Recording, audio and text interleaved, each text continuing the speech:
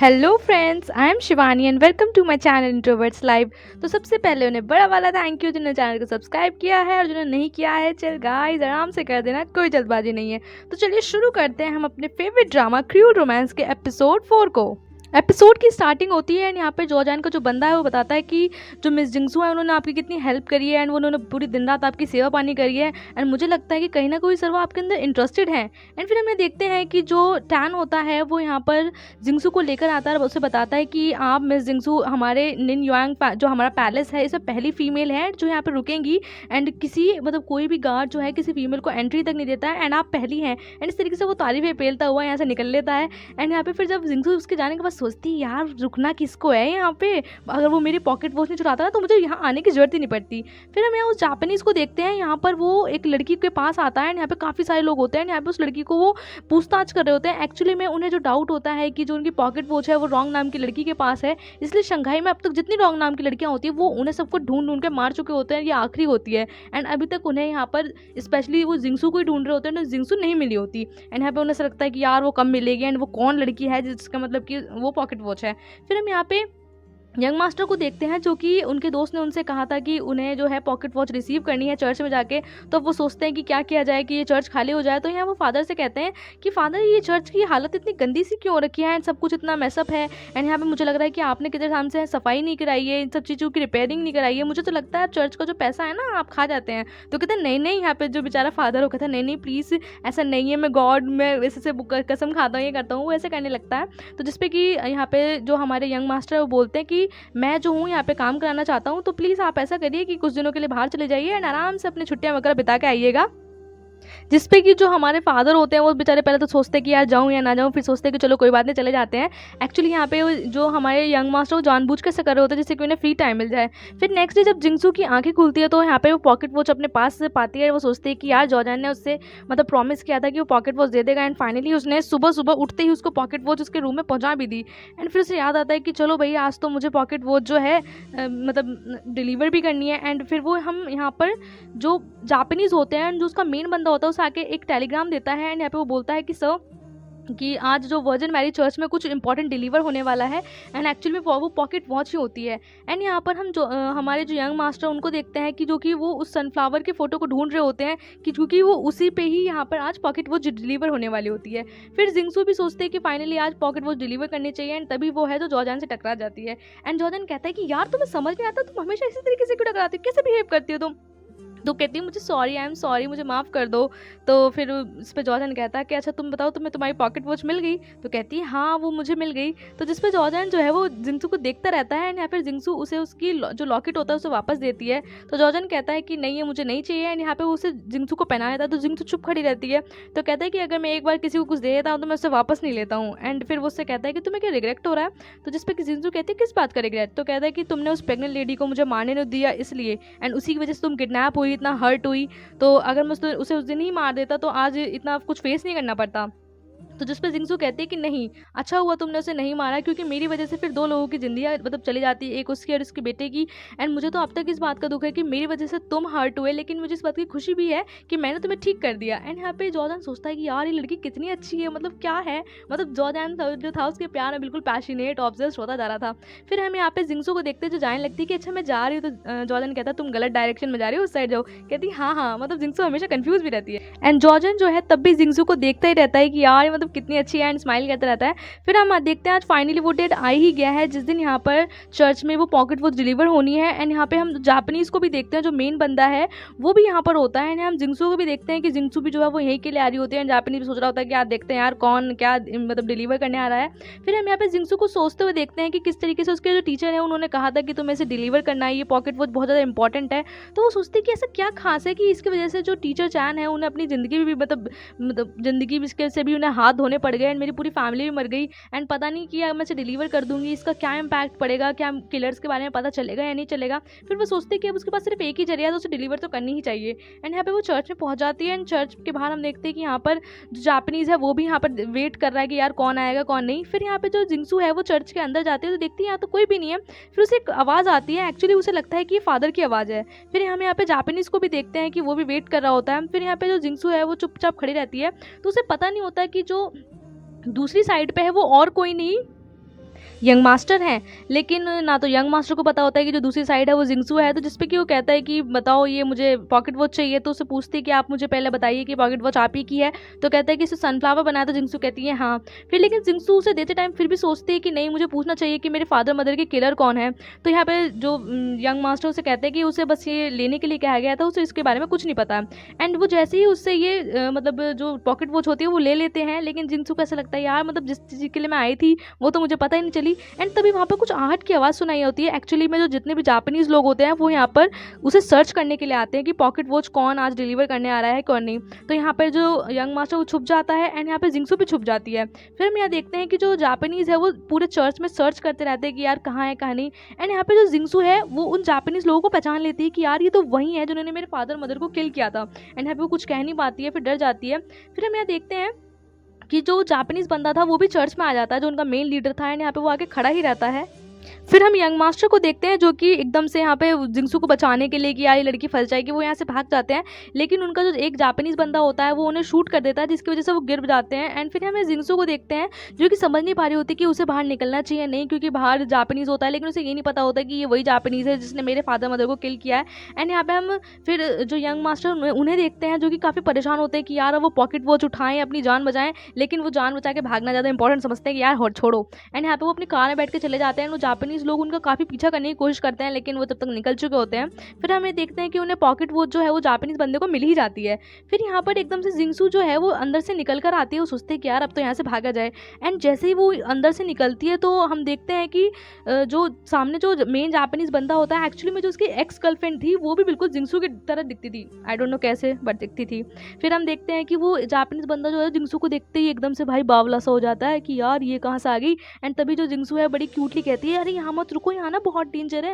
And जिंगसू भी ये कह के भाग जाती है। लेकिन जो वो जापानीज़ है वो ना कुछ बोल पाता ना सुन पाता, वो सिर्फ जिंगसू को देखता ही रह जाता है कि यार ये कैसे। फिर हम यहाँ पे फ्लैशबैक में देखते हैं कि एक्चुअली जो है जापानीज़ बंदा जो है वो अपनी गर्लफ्रेंड से बहुत ज़्यादा प्यार किया करता था। एंड इनके बीच में बहुत अच्छा टाइम था, बहुत बढ़िया चला था। लेकिन वो जो है वो एक ऑफिसर की लड़की थी एंड वो नहीं चाहता था, एक्चुअली वो लड़की चाइनीज़ ही थी। एंड यहाँ पे वो नहीं चाहता था कि उसकी जो शादी है वो जापानीज़ से हो। एंड यहाँ पे उसको बचाने के चक्कर में वो लड़की जो गोली लग जाती है। एंड यहाँ पे जो जापानीज़ बंदा होता है उसको इस बात का बहुत दुख होता है कि यार उसकी वजह से उसकी गर्लफ्रेंड की मतलब की मौत हो गई थी। एंड यहाँ पे लेकिन उसकी गर्लफ्रेंड से प्रॉमिस करके जाती है कि प्लीज़ मेरा वेट करना है, मैं जल्दी ही तुम्हारे पास वापस आऊँगी। एंड हम यहाँ पे देखते हैं कि उसकी रिंग होती है और उस रिंग में उसी का फोटो होता है, जिसके लिए वो सोचते हैं कि यार मैं अपने मतलब बॉयफ्रेंड को दे जाऊंगी। एंड ये रिंग हमेशा जो जापानीज़ है पहन के रखता है। एंड हम उस जापानीज़ को देखते हैं जो अभी भी अपनी रिंग में अपनी गर्लफ्रेंड की फ़ोटो को देख रहा होता है। एंड यहाँ पे उसे बार बार जो है वो जिंगसू ही याद आ रही होती है। फिर हम जिंगसू को देखते हैं, वो फटाफट चर्च से बाहर निकल के आती है। एंड यहाँ पे वो जापानीज़ जो बंदा है एक, उसको एकदम बंदूक की नोक पर शूट करके खड़ा हो जाता है। अब जिंगसू समझ नहीं पाती कि भाई पीछे जाए आगे जाए क्या करे। फिर जो जिंगसू है वो बिल्कुल चुप खड़ी हो जाती है। लेकिन तभी वहाँ पर जो जॉ जैन का मेन बंदा है वो आके जिंगसू को एकदम से बचा लेता है। यहाँ पे जिंगसू से कहता है कि मिस आप जल्दी से भागिए। लेकिन जो जिंगसू है उसका जो पूरा ध्यान होता है वो उस जापानीज़ बंदे के निशान के ऊपर होता है जो उसकी गले पर बना हुआ होता है। तो जिसपे कि जॉ जैन का मेन बंदा कहता है कि मैम आप यहाँ से भागिए ना, फटाफट से निकलिए। एंड यहाँ पे जो वो होता है जो जॉ जैन का बंदा होता है वो फटाफट से जितने भी जापानीज़ होते हैं उनसे अच्छे से बढ़िया लड़ाई करता है। जापानीज़ मतलब अच्छे से ठोक पीट देता है उनको, मतलब कि कोई भी जिंगसू के पीछे ना जा पाए। एंड ऐसा तो कर ही लेगा भाई जॉ जैन के मतलब चलते कदमों पे जो चल रहा है वो। फिर हमें जिंगसू को देखते हैं जो फटाफट जा ही रही होती है। एक जापानीज़ बंदा उसके पीछे भी कर रहा होता है, लेकिन एक्चुअली में वो पहचान नहीं पाता। जिंगसू जो है फटाफट से निकल जाती है। यहाँ पे जो जॉ जैन का बंदा होता है जो यानी उसका मेन भाई ब्रदर होता है वो उसको बचा लेता है। फिर हम यहाँ पे उस जापानीज़ को देखते हैं कि वो भी वहाँ वेट कर रहा है। फिर यहाँ पे जो जिंगसू से वो पूछता है कि मैम एक बात बताइए कि ये लोग कौन थे, ये आपको क्यों मारना चाह रहे थे। जिस पे कि जिंगसू बड़ी इनोसेंटली जवाब देती कि मुझे नहीं पता ये कौन थे। एंड यहाँ पे उसे भी समझ नहीं पाता कि कौन थे। फिर यहाँ पे जो जापानीज़ के पास वो आगे कहता है कि सर हमें पॉकेट वॉच मिल गई है, जिसे देख के थोड़ा सा जापानीज़ खुश भी होता है। एंड यहाँ पे फिर हम यंग मास्टर को देखते हैं कि जिन्होंने इतनी मेहनत से मतलब कि वो पॉकेट वॉच लाई थी, फिर वो अपना जो नंबर प्लेट होती है उसको चेंज करते हैं। यहाँ पे वो बहुत ज़्यादा दुखी होते हैं कि यार वो अपने फ्रेंड को क्या जवाब देंगे कि उसके फ्रेंड ने उन्हें एक काम कहा था कि पॉकेट वॉच का वो कर भी नहीं पाए। फिर हम यहाँ पे नेक्स्ट डे जिंगसू के घर मतलब यहाँ पे हम देखते हैं कि जॉ जैन के पास जो है यहाँ पे उसका मेन बंदा आता है और बोलता है कि सर आज जो है जिंगसू मैम पे मतलब कि कुछ मतलब काले कपड़ों वाले नकाबपोशों ने हमला किया था। एंड जिंगसू को खुद नहीं पता कि वो कौन है। तो जिसपे कि जॉ जैन कहता है कि ठीक है तुम उसके आगे पीछे अब तुम्हें नज़र रखनी पड़ेगी। एंड फिर हम यहाँ पे उस जापानीज़ को देखते हैं जो उस पॉकेट वॉच को खोलने की कोशिश करता है। एंड यहाँ पे जब वो उस पॉकेट वॉच को खोलता है तो जो उसे इंपॉर्टेंट मतलब चाहिए था उसे मिल ही जाता है, जिस वजह से ये पॉकेट वॉच ढूंढी जा रही थी। एक्चुअली में अभी पता नहीं चलता है कि उस पॉकेट वॉच में एक्चुअली में कुछ नाम लिखे होते हैं। फिर हम यहाँ पे देखते हैं कि वो जापानीज़ लोग जो हैं उस कार वाले बंदे को, यानी कि जो यंग मास्टर, उन्हें नहीं पता यंग मास्टर है, वो उसे ढूंढने की कोशिश करते हैं लेकिन उन्हें नहीं मिलती क्योंकि वो नंबर प्लेट गलत होती है। फिर हम यहाँ पे यंग मास्टर को देखते हैं जो कि अपने फ्रेंड का यहाँ रेस्टोरेंट में बैठ के वेट कर रहे होते हैं एंड काफ़ी लेट हो जाता है। एंड यहाँ पे रेस्टोरेंट वाले भी कहते हैं सर आपको कुछ चाहिए तो नहीं, काफ़ी लेट हो गया है। एंड अब उसे रियलाइज़ होता है कि यार उसके फ्रेंड ने उसे पॉकेट वॉच लाने के लिए कहा एंड यहाँ वो खुद भी नहीं आया। क्या उसे पहले से पता चल गया था कि मैं पॉकेट वॉच जो हूँ ले नहीं पाया हूँ, मतलब क्यों नहीं आया वो। फिर हम यहाँ पे उस जापानीज़ बंदे को देखते हैं एंड यहाँ पे उसका जो बंदा आ गया वो बोलता है कि सर आपको हमें मतलब कि जो बंदा था हमें पता ही नहीं चला कौन था। तो जिसपे कि वो बोलता है कि रहने दो, हमें पॉकेट वॉच मिलनी थी, वो हमें मिल गई। तो वो कहता है ठीक है सर, लेकिन फिर उसे जाते जाते कहता है लेकिन तुम्हारे पास एक काम है, तुम्हें शंघाई में एक जो इस रिंग पे लड़की बन रही है ना, तुम्हें इस लड़की को ढूंढना पड़ेगा। तो कहते ठीक है सर ढूंढ दूंगा। एंड फिर हम यहाँ जिंगसू को देखते हैं जो उसी निशान को जो जापानीज लोग थे उनके गले पे जो बन रहा था उसे एक मतलब कपड़े पे उतार देती है। फिर हम यहाँ देखते हैं कि वो याद करते हैं कि यार किस तरीके से पूरी एक रात में उसके मॉम एंड यहाँ पे उसके डैड सब लोग एकदम से चले गए। कैसे उसके डैड जो है उसे उसकी फेवरेट पेस्ट्रीज, उसकी मॉम उसके लिए अच्छा अच्छा खाना बनाया करती थी। एंड यहाँ पे सब कुछ एक रात में कैसे सब कुछ बदल सकता है, मतलब क्यों मेरे साथ ऐसा हुआ। मेरी एक ही बहन थी जिसने मुझे पहचानने से भी इनकार कर दिया। वो तो मॉम डैड को अपने पेरेंट्स मांगने तक के लिए मतलब रेडी नहीं है कि वो उनके पेरेंट्स हैं या नहीं है, उसे क्या करना चाहिए। एंड जिंगसू ये सोचते हैं कि यार मतलब एक ही जरिया था उसके पास कि वो पॉकेट वो डिलीवर करेगी और उसे पता चल जाएगा कि वो लोग कौन थे जिन्होंने ये सब किया। एंड यहाँ पे उसे अभी कुछ नहीं पता चला। एंड यहाँ पे वो अपने मॉम डैड को सोच के मतलब कि यार ये क्या हो गया क्या नहीं, बहुत ज़्यादा रोने लगती है एंड बेचारी बहुत ज़्यादा सैड होती है एंड दुख होता है कि यार वो बिल्कुल दुनिया में अकेली हो चुकी है। तो फिर वो ये प्रॉमिस करती है कि वो सब शंघाई में रहेगी एंड शंघाई में रह के अपने मॉम डैड के किलर्स को ढूंढेगी। फिर हम यहाँ पे देखते हैं कि मिस्टर सैंग एक मीटिंग में होते हैं एंड यहाँ पे इस मीटिंग में काफ़ी मतलब जितने भी शंघाई के इंपॉर्टेंट लोग होते हैं, जो फ्रांस के लोग होते हैं वो सभी होते हैं। एंड यहाँ पे एक बिजनेस के बारे में बात कर रहे होते हैं। एक्चुअली इससे पता चलता है कि ये बिजनेस से रिलेटेड कितने ज़्यादा इंपॉर्टेंट है। फिर हम ये देखते हैं मिस्टर जैंग जो काफ़ी ज़्यादा थक जाते हैं, तो जिसपे कि मिंगयू उनके पास आते हैं, कहते हैं कि आपके लिए मैं खाने के लिए कुछ लाऊं। तो कहते हैं नहीं नहीं अभी मैं थका हुआ हूँ। एंड तभी वो मिंगयू को नोटिस करते हैं। तो मिंगयू काफ़ी ज़्यादा ब्यूटीफुल लग रही होती है, बहुत सी अच्छी सी ड्रेस पहनी होती है एंड यहाँ उनकी तारीफ भी करते हैं। तो मिंगयू कहते हैं कि मैंने आप ही के लिए पहनी है। एंड यहाँ पे वो दोनों अच्छे से काफ़ी रोमांटिक मूवमेंट्स जो है वो शेयर कर रहे होते हैं। एंड तभी यहाँ पर यंग मास्टर आ जाता है एंड यंग मास्टर भाई जेलस हो जाता है देख के, क्योंकि एक्चुअली मैं मिंगयू उसकी एक्स गर्लफ्रेंड थी। एंड वो कहता है ओ हो मैंने तो आप लोगों को भाई डिस्टर्ब कर दिया, सॉरी सॉरी मुझे माफ़ कर दीजिए। एंड मिंगयू तभी खड़ी हो जाती है, कहती नहीं नहीं आपने नहीं किया, आप बैठिए मैं आपके लिए कॉफ़ी वगैरह मंगाती हूँ। तो जिसपे कि जानबूझकर यंग मास्टर मिंगयू को जेलस करने के लिए जो उनकी सर्वेंट होती है उससे थोड़ा सा फ्लर्ट करने लगता है कि मैंने तुम्हारी मसाज को मिस किया, प्लीज़ तुम मेरी मसाज करो, कॉफ़ी वॉफ़ी पे तो मैं तुम्हारे पीता ही रहूँगा। तो जिसपे कहता है कि तुम्हें ना सिस्टर इन लॉ से ट्रेनिंग लेनी चाहिए, वो पता है बहुत अच्छी करती है। इस तरीके से जानबूझ के जो हमारी मिंगयू है उसको जलाया जा रहा था। तो तभी यहाँ से जो उसकी सर्वेंट है वो चली जाती है एंड मिंगयू जो है चुपचाप खड़ी हो जाती है। उसे काफ़ी बुरा लगता है। एक्चुअली भले ही उसने मिस्टर शैंग से शादी करी थी लेकिन आज भी वो मन ही मन मतलब कहीं ना कहीं आज भी यंग मास्टर से ही प्यार करती है। फिर तभी हम देखते हैं कि कहते हैं कि चलो भाई अब खाना खाया जाए। तभी मिंगयू कहते हैं कि यंग मास्टर से कि आप खाना खाइए एंड हमने आपके लिए बहुत अच्छी चीज़ें बनवाई हैं जो आपकी फेवरेट हैं। तो यंग मास्टर खाते हैं। तो जिसपे कहते हैं नहीं अब इसमें वो बात नहीं रही, टेस्ट बिल्कुल भी अच्छा नहीं है। जिसपे मिंगयू कहती है क्या टेस्ट अच्छा नहीं है, मैंने तो आप ही के लिए बनवाई थी, चलो मैं किचन में बोलती हूँ कि क्या बनाया है। तो कहते हैं नहीं नहीं बात इसमें ना कुक की गलती नहीं है, एक्चुअली मैं जब से फ्रांस में रह के आया हूँ ना तो जो मेरे पहले के शौक थे ना वो मेरे शौक नहीं रहे हैं। तो जिसपे मिंगयू समझ जाती है कि वो एक्चुअली में ये कहना चाहता है कि वो भले ही पहले मिंगयू से प्यार करता था बट अब नहीं करता। जिसपे कि मिंगयू कहती है कि ठीक है आप अगर कहें तो मैं आगे से आपके लिए नहीं बनाऊंगी। एंड तभी मिस्टर जैंग कहते हैं कि यंग मास्टर से कि एक बार बताओ तुम 2 दिन से थे कहाँ एंड यहाँ पर तुम्हें जॉर्जैन जो है लॉ एंड फॉरेस्ट होटल दिया है एंड तुम्हें उसकी केयर करनी चाहिए, तुम्हें अपनी जो मतलब की आदतें हैं जो पुरानी चीज़ें छोड़नी चाहिए। जिसपे जॉर्जैन कहता है वो अपने एक फ्रेंड से मिलने गया था एंड तभी उसे याद आता है। तो वो कहता है मिंगयू से एक्चुअली मुझे एक लड़की मिली थी एंड वो अब तुम्हें अपनी सिस्टर बता रही थी। तो जिसपे कि कहता है कि वो काफ़ी तुमसे मिलती जुलती भी है, देखने में भी बिल्कुल तुम्हारी तरह लगती है। तो मिंगयू कहती है कि हर दूसरे तीसरे साल ऐसे कोई ना कोई आ जाता है जो मुझे अपना रिश्ता बताता है एंड मैं सभी पे थोड़ी टेंशन दूंगी। एंड हमें मिस्टर जैंग कहते हैं कि हाँ जरूर कुछ नहीं। एंड मतलब एक्चुअली मिस्टर जैंग को कहीं ना कहीं पता होता है कि वो उसी की बहन है एंड ये बात तब जाकर पता चलती है जब वो मिंगू के पास आते हैं एंड मिंगू यहाँ पे रेडी हो रही होती है, तो वो मिंगू को गिफ्ट इयरिंग्स जो है वो गिफ्ट करते हैं। तो यहाँ पे मिंगू खुश होती है कि, तो तभी वो कहते हैं कि अच्छा जो तुम्हारी सिस्टर है तुम्हें उससे मिलना चाहिए, तुम्हें उससे वापस बुलाना चाहिए। तो यहाँ मिंगू समझ जाती है कि मिस्टर जैंग को पता है कि वो एक्चुअली में मिंगू जो है वो जिंगसू मतलब जिंगसू जो है वो मिंगू की सिस्टर है। तो इस बात में मिंगू गुस्सा हो जाती है क्योंकि वो समझ जाती है कि जो मिस्टर जैंग है उन्होंने उसके पीछे मतलब लोग लगा रखे हैं, जिससे कि उन्हें पता चल जाता है एक्चुअली में मिंगू जो है अपने गाँव गई थी, तो इससे उन्हें सब पता चल जाता है। तो यहाँ पे वो गुस्सा करने लगते हैं कि क्या मैं आपके घर में रह रही हूँ, मतलब एक तरीके से सोने के पिंजरे में रह रही हूँ, वो क्या काफ़ी नहीं है जो आपने मतलब मेरे पीछे लोग लगा रखे हैं, एंड ये सब क्या है, एंड ऐसे कौन रखता है। तो जिसपे कि मिस्टर जैंग थोड़े गुस्सा मतलब एकदम स्माइल करके बोलते हैं कि पहली बात तो तुम्हें मुझे सिखाना नहीं चाहिए कि मुझे क्या करना है क्या नहीं है, एंड अभी तुम भले ही गुस्सा हो लेकिन तुम जब थोड़े चिल हो जाओ, जब अपना नॉर्मल हो जाओ, तो तुम अपनी बहन के बारे में सोचना, तुम मुझसे बात करनी चाहिए, तुम्हारा मूड अच्छा होगा एंड मिलने में कोई बुराई नहीं है। एंड मिंगसू को काफ़ी गुस्सा आता है कि यार मतलब इसकी सिस्टर जो है वो जिंगसू उसकी लाइफ में इंटरफेयर कर रही है। फिर हम यहाँ देखते हैं कि जिंगसू जो है नेक्स्ट डे अपने होटल वाले रूम में होती है, तभी यहाँ पे मिंगयू और उसकी सर्वेंट लैन आती है, एंड यहाँ पे तभी वो देखती है कि भाई भाई मेरी सिस्टर आई है। वो तो बहुत ज़्यादा खुश हो जाती है कि यार मेरी बहन आई है, एंड वो कहती है सिस्टर आप आ गई। तो उसकी सर्वेंट कहती है मिस मिंगजू का सिस्टर। तो फिर यहाँ पे जो हमारी मिंगजू है वो बोलती है आज भी इस रूम में वही फ्रेशनेस वही कूलनेस सब कुछ मतलब बिल्कुल वैसे का वैसे ही है, और होगा भी क्यों नहीं, इसमें एक दिन का जो कॉस्ट है वो $15 जो है। तो ये बात जिंगसू जब सुनती है कहती क्या $15? तो जो उसकी सर्वेंट होती है कहती है क्या तुम्हें सच में नहीं पता, ये तुम्हारे ना गांव का ना कोई छोटा मोटा होटल नहीं है, ये शंघाई का बहुत बड़ा होटल है, लॉ एंड फॉरेस्ट इसका नाम है, तुम्हें पता भी है। तो यहाँ पे जिंगसू सोचती है कि यार मतलब इतने दिन से वो यहाँ रह रही थी एंड मतलब बिना पैसों के यार कैसे। तो कहती जिसपे कि मिंगयू से कहती है कि एक बात बताओ तुम यहाँ पे किसी और के ऊपर लोड बन के रह रही हो एंड तुम अब बड़ी हो चुकी हो एंड तुम ना यहाँ शंघाई में रह नहीं पाओगे, तुम जितना सोचते हो शंघाई ना उससे ज़्यादा हार्ड है एंड हाँ इससे अच्छा ना तुम्हें अपने गांव चले जाना चाहिए। तो जिसपे कि जिंगसू चुपचाप सुनती रहती है अपनी बहन की बात एंड वो कुछ भी नहीं कहती।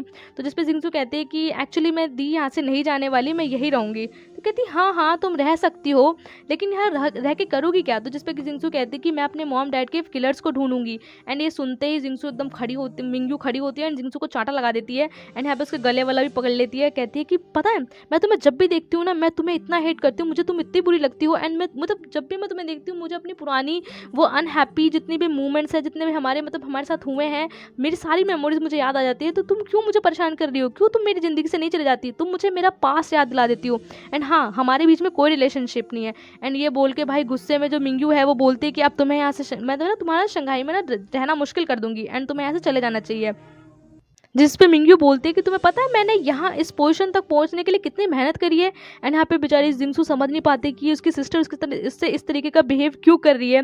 तो मिंगयू कहती है कि मैं इस पोस्ट पे इतनी मुश्किल से पहुँची हूँ एंड तुम सब कुछ बिगाड़ने अब मेरी ज़िंदगी में आ गई हो एंड चुपचाप सुनने की कोशिश कर रही हो कि तुम कितनी अच्छी हो एंड मैं तुम्हें एक बात बता दूँ कि तुम्हें ऐसे जाना होगा। एंड तभी जो उसकी सर्वेंट होती है वो मिंगयू का जो जिंगसू का जो बैग होता है वो बाहर फेंक देती है एंड यहाँ पर फिर वो गुस्से में मिंगयू जो है वो चली जाती है। लेकिन बेचारी जिंगसू जो है बीबी रोए रोए जा रही थी कि यार उसके साथ क्या हो गया एंड तभी वो अपना बैग उठाने के लिए जाती है एंड यहाँ पे हम जॉर्जन के बंदे को देखते हैं क्योंकि जॉर्जन ने उससे कहा था जिंगसू पे नज़र रखने के लिए। वो देखता है कि यार मिंगयू ने क्या किया एंड यहाँ पे वो मतलब देखता है कि मिस जिंगसू को कितना ज़्यादा मतलब परेशान किया जा रहा है। फिर जिंगसू जो काफ़ी परेशान होती है कि यार वो मतलब कैसे किसी के ऊपर लोड बन के रह सकती है, उसके पास इतने पैसे भी नहीं है जो वो यहाँ रह सके।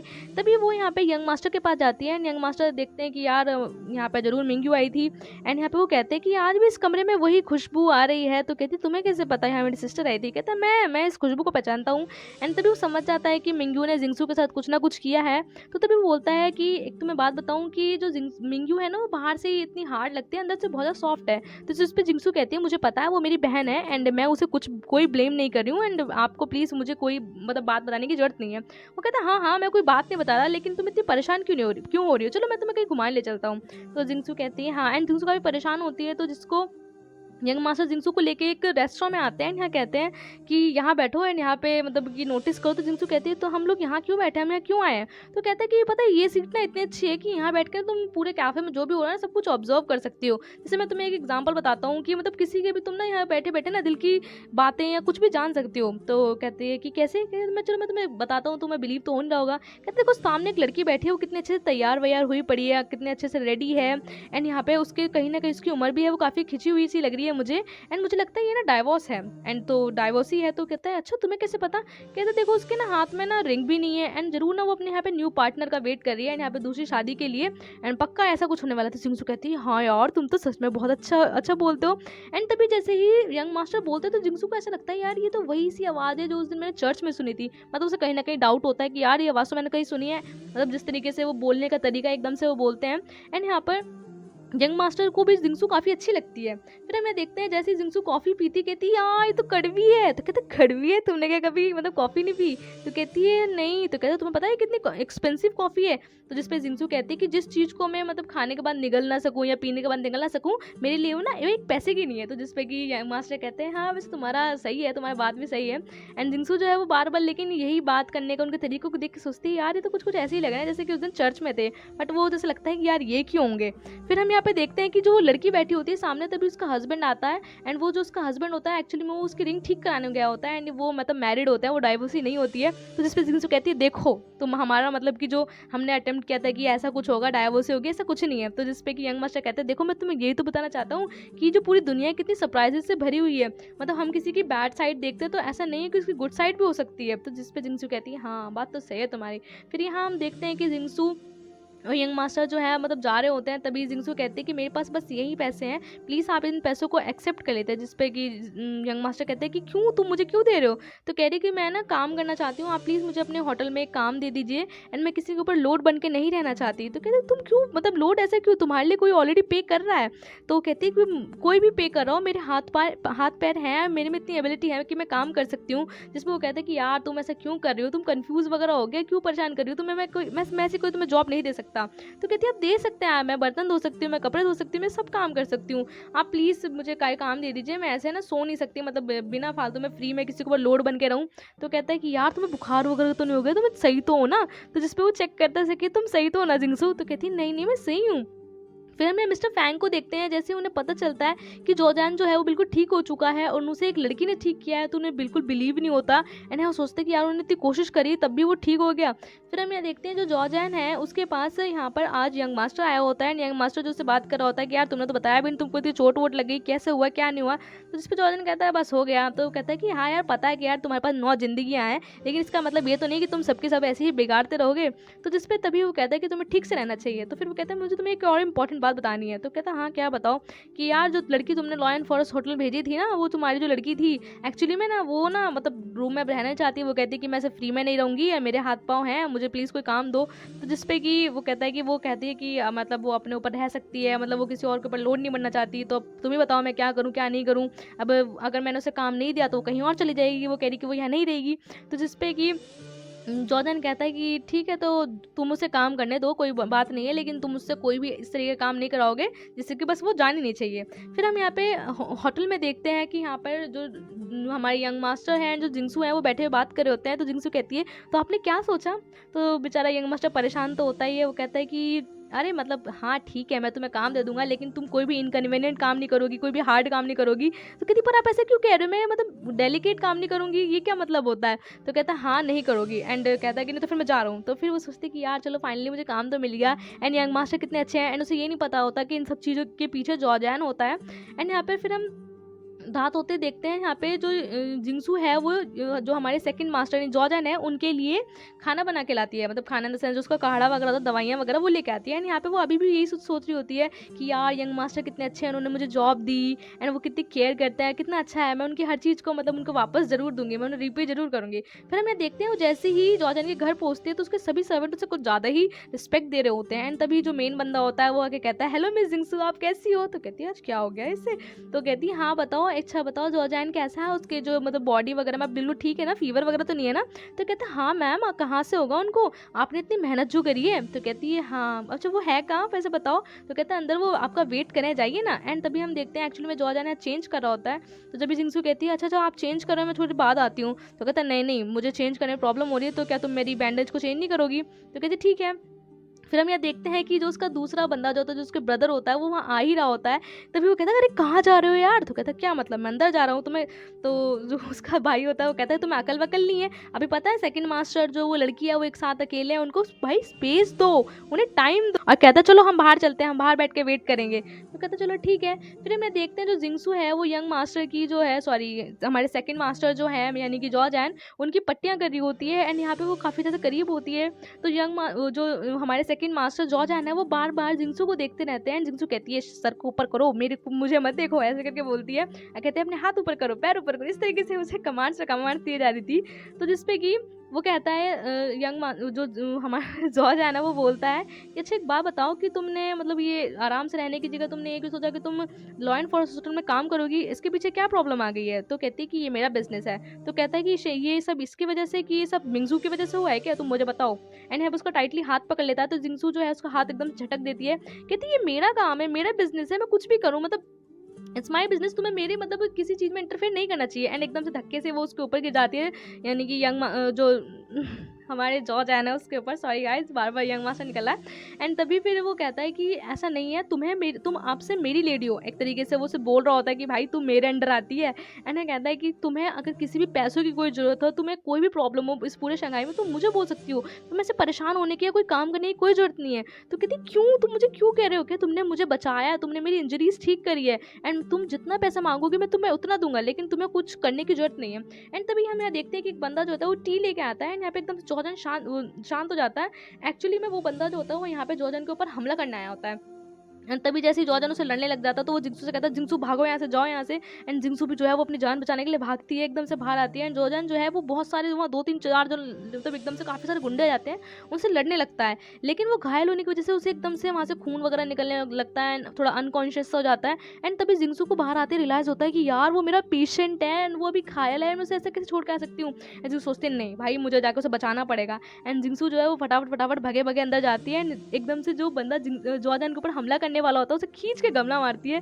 तो जॉर्ज कहती है जॉर्जन, तो यहाँ पे जॉर्जन जो बेचारा गिरने ही वाला होता है, तो कहता है एकदम से जिंगसू उसके ऊपर आके गिर जाती है। तो कहता है कि यार मतलब तुम हमेशा मेरे ऊपर ही गिरती रहती हो। एंड तभी यहाँ पे जो उसके दोनों भाई होते हैं वो दोनों आते हैं, कहते सेकंड मास्टर आप बिल्कुल ठीक तो है ना? तो कहता है कि हाँ मैं ठीक हूँ, पहले ये देखो कि मतलब ये लोग कौन है, इन्हें किसने भेजा है। तो यहाँ पे वो बताते हैं कि जो हमला करने वाले होते हैं वो बताते हैं कि हमें लॉन्गसी ने भेजा है। एक्चुअली में लॉन्गसी जो वो जापानीज़ बंदा है वो, तो यहाँ पे वो कहता है कि अच्छा तुम्हें उसने भेजा है, ठीक है। तो मतलब यार उसके मतलब इतने ज़्यादा दुश्मन होते हैं।